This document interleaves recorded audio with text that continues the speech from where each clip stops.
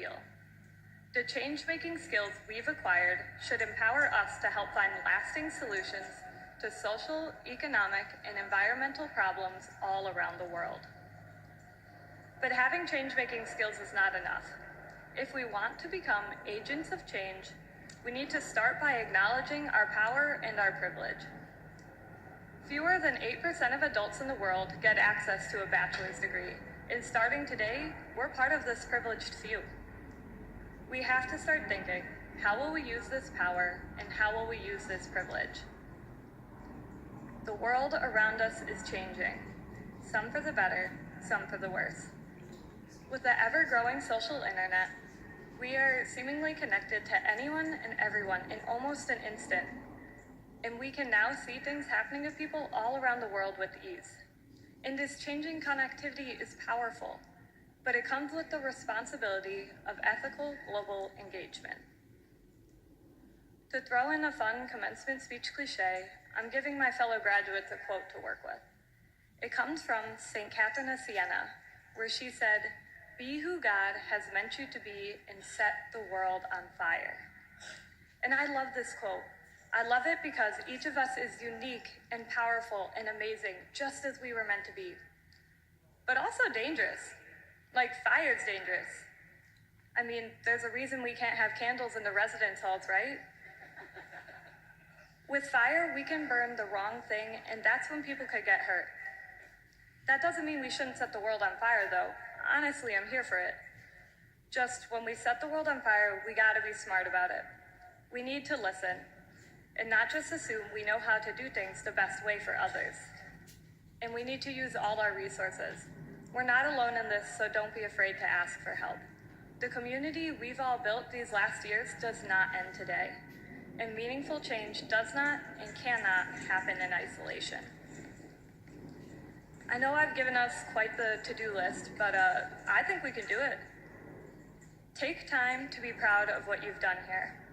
Going forward, claim your skills and achievements and show compassion and value towards others and their skills and achievements. But most importantly, listen and be smart about when and where you set the world on fire. Thank you for listening, and again, congratulations to us.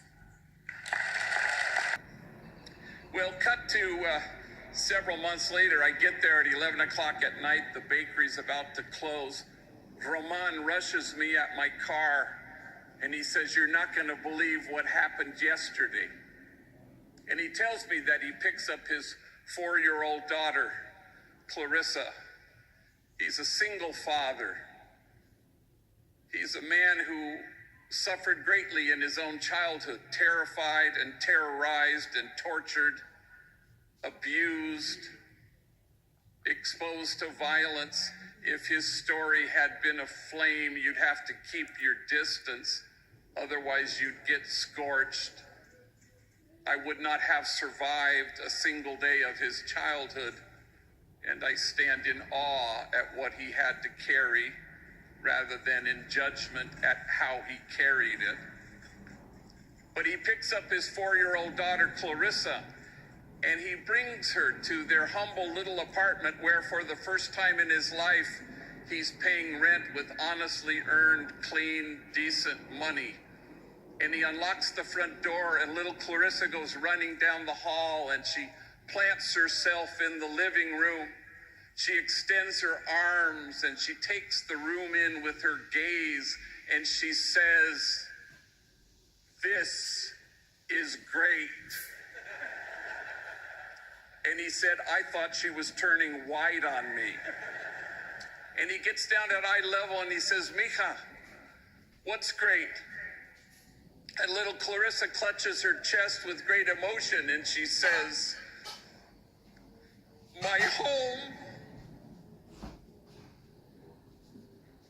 And when he says this, the two of us,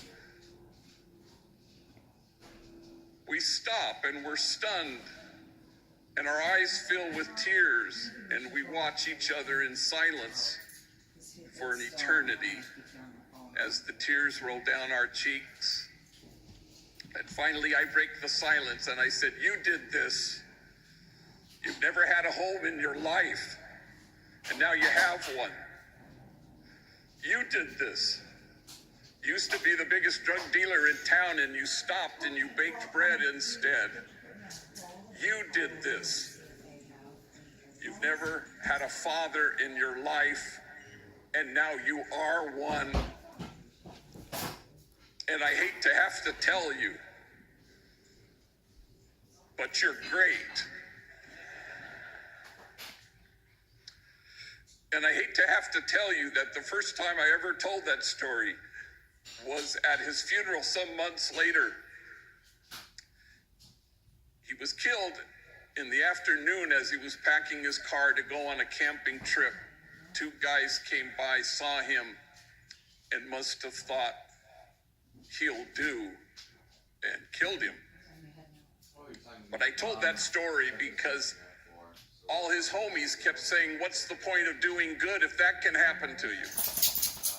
And I told that packed church that night, here's the point, that before Roman left us, he discovered the truth of who he was, that he was exactly what God had in mind when God made him, and he became that truth.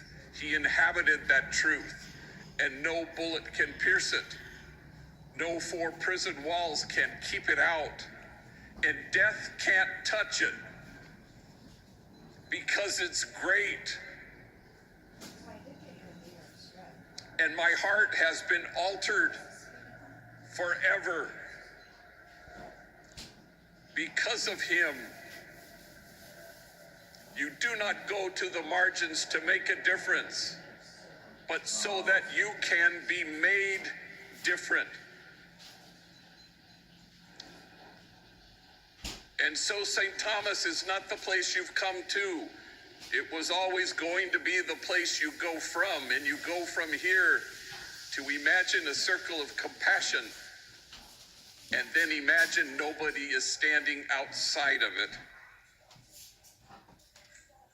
And my sense of you graduates already is that long ago you ceased to care whether anyone accuses you of wasting your time at the margins.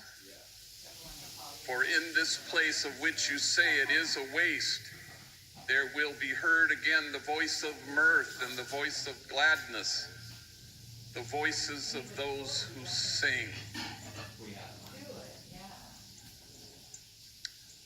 Tommy's forever. God bless you, class of 2019.